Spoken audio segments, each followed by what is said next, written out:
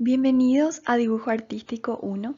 Vamos a estar juntos por estos 2 meses que va a durar la asignatura aprendiendo algunos conceptos básicos para introducirnos a este mundo del dibujo artístico que yo sé que les va a ayudar mucho en sus carreras para expresar bien sus ideas, para transmitir bien lo que tienen en mente. Espero que les guste mucho. Nos conviene recordar cuáles son los elementos básicos de la geometría. En este caso vamos a repasar tres: el punto, la línea y el plano. Empezando por el punto, podríamos definirlo como una figura geométrica que no tiene dimensiones. Eso significa que no se puede medir, no tiene una longitud específica, anchura específica y tampoco tiene volumen. El punto, entonces, es un signo que nos indica una posición. Como podemos ver en nuestro gráfico, una sucesión de puntos genera visualmente una línea.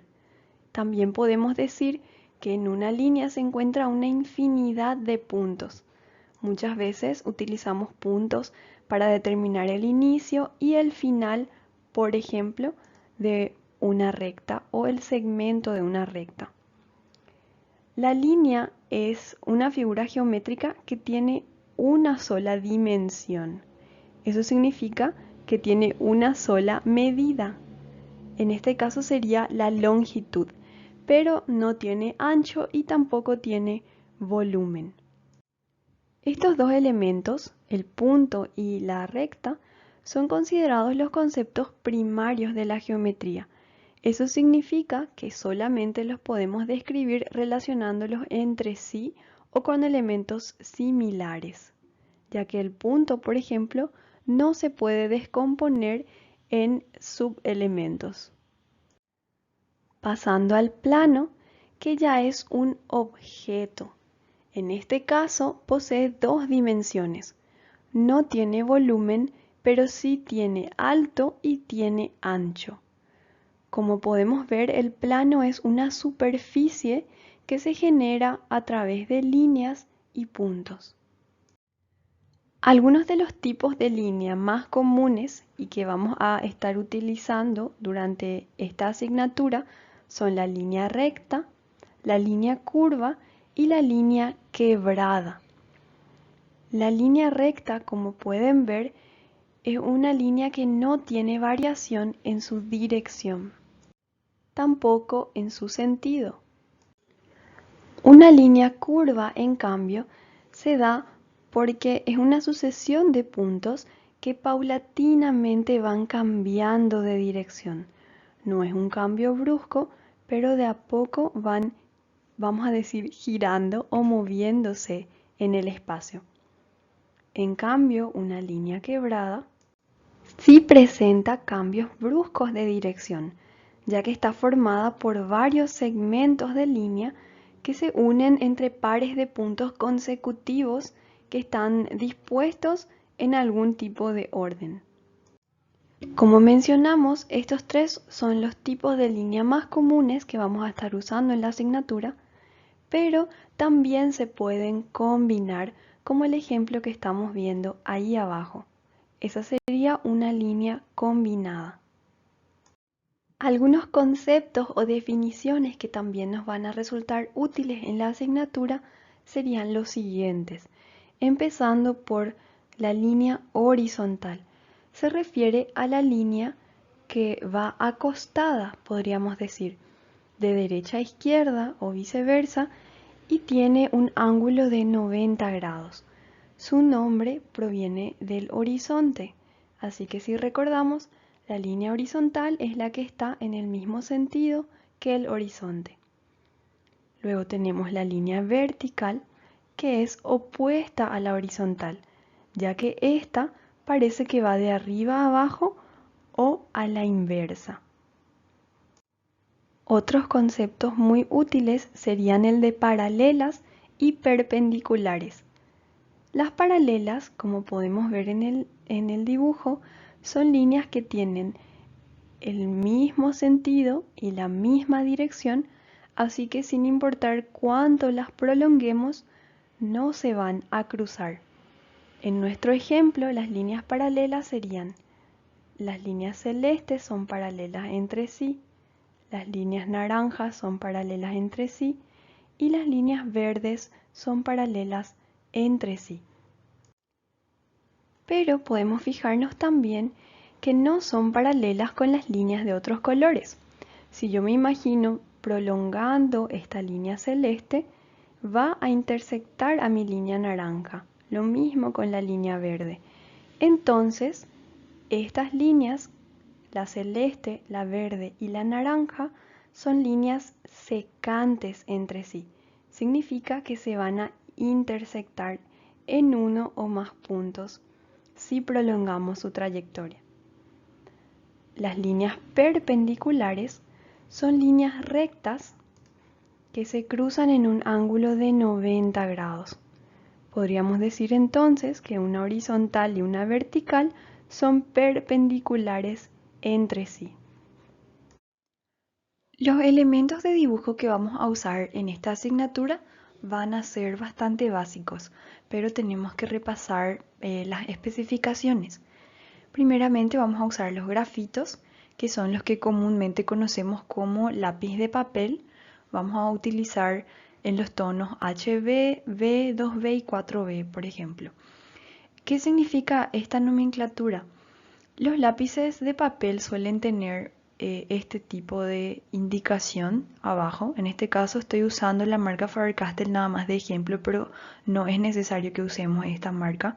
Nada más la incluí porque es algo que la mayoría de nosotros conoce. Lo que tenemos que fijarnos es en este simbolito que tiene alguna de estas letras. Suele empezar en el 6H, por ejemplo, a veces está la letra F también y va avanzando. Y lo que significa esto es el grado de dureza que tiene el grafito, la parte, digamos, de la punta del lápiz, qué tan dura es, y eso también determina si escribe más clarito o más oscuro. Aquí empieza, por ejemplo, con el 6H y como ven el 6H es una mina muy dura y por ende muy clarita. Esto ya es muy claro para lo que nosotros vamos a estar usando, ¿sí? Y como vemos va siendo cada vez un poco más oscuro, significa que la mina es un poco más blanda y va dejando más pigmento a la hora de dibujar.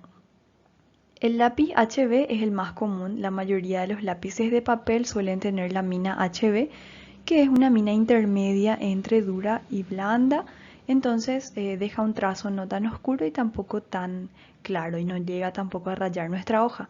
Entonces vamos a empezar a partir del HB. Y ahí va avanzando en B, 2B, 3B, 4B, 5B, 6B, 7B, 8B, por ejemplo. Y 8B ya es muy blando, entonces el trazo es mucho más grueso y mucho más oscuro.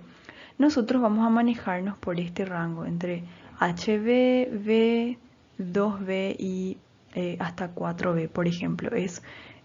Son lápices fáciles de conseguir en su mayoría. Y también podemos hacer un rango de trazos oscuros o claros dependiendo de la presión que ejercemos en la hoja, por ejemplo, con estos lápices. Repito entonces, vamos a usar 4 tonos de grafito, empezando por HB con el más claro y los que consigamos. No es necesario que sea más oscuro que 4B, pero si solamente tenemos eso tampoco hay problema. Y vamos a usar algunas hojas de tamaño A4. Las hojas son obra primera, este papel normal, vamos a decir, el gramaje más ligero que conocemos, el que se usa en todas las impresoras, ¿sí? En las librerías van a conseguir sin problema. Y las hojas del tamaño es A4. En centímetros sería 21 centímetros en la parte más corta y 29,7 centímetros en la parte más larga. Luego vamos a usar un borrador, tampoco es necesario que sea de esta marca.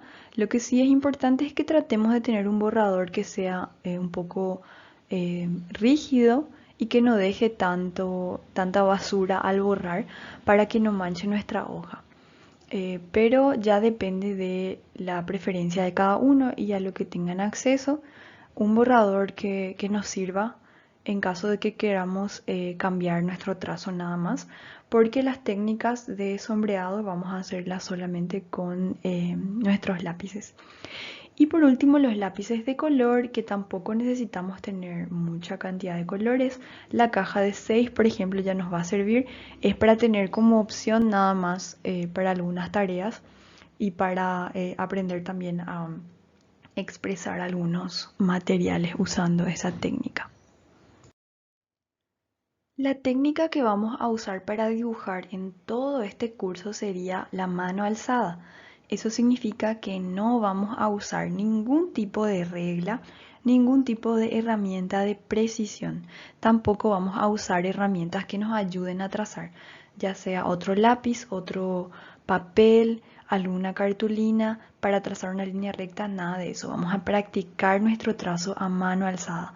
Así que la calidad del trazo tenemos que tratar que nos salga bien, que no tenga, por ejemplo, pelitos, sino que tracemos de una vez la línea, como estamos viendo aquí en la imagen. Las líneas no son perfectamente paralelas, tienen como una pancita, pero eso es normal al trabajar en mano alzada. Lo que sí no vemos son esas líneas de duda. Me refiero a estos dibujos, no vemos esas líneas así que van dudando, que uno suelta el lápiz y vuelve a agarrar. Más bien es un trazo continuo, de una vez trazamos y eso es lo que buscamos, esa seguridad en el trazo.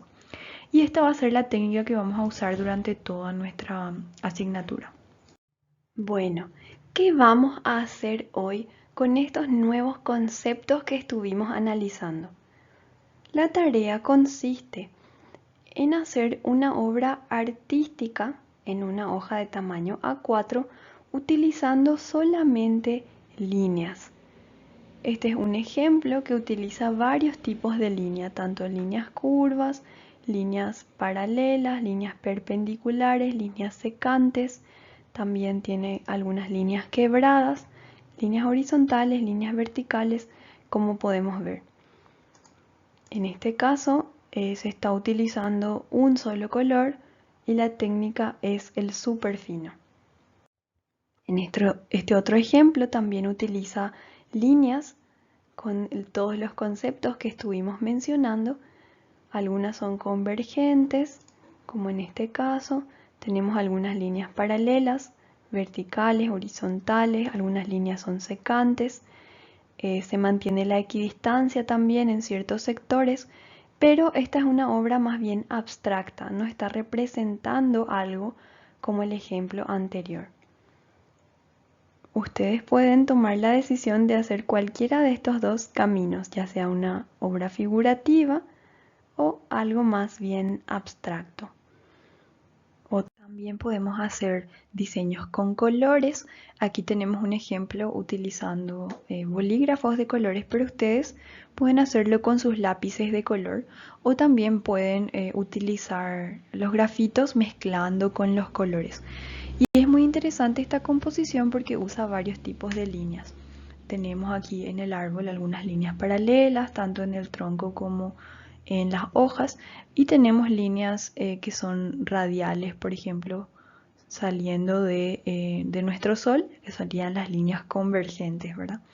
En algunos lugares tenemos también líneas perpendiculares, así que podemos ir combinando los tipos de líneas, ¿sí? También tenemos líneas curvas, líneas rectas, líneas quebradas, líneas compuestas, y ya van a realizar ustedes una composición creativa que use también estos tipos de línea que estuvimos analizando. Les recuerdo entonces que la composición debe ser siempre a mano alzada y que vamos a usar las técnicas por hoy, técnica libre, ¿sí? Si no tenemos todavía los instrumentos, pero lo importante es que cumplamos con la consigna y que no utilicemos alguna regla o ayuda para dibujar. Hasta acá llegamos con la explicación de la tarea para la semana 1 de Dibujo Artístico 1. Espero que haya sido suficiente, pero en caso de que tengan dudas no duden de ponerse en contacto conmigo, ya sea a través de la plataforma o también puede ser esperando a la conferencia que vamos a tener el día de miércoles. Hasta entonces.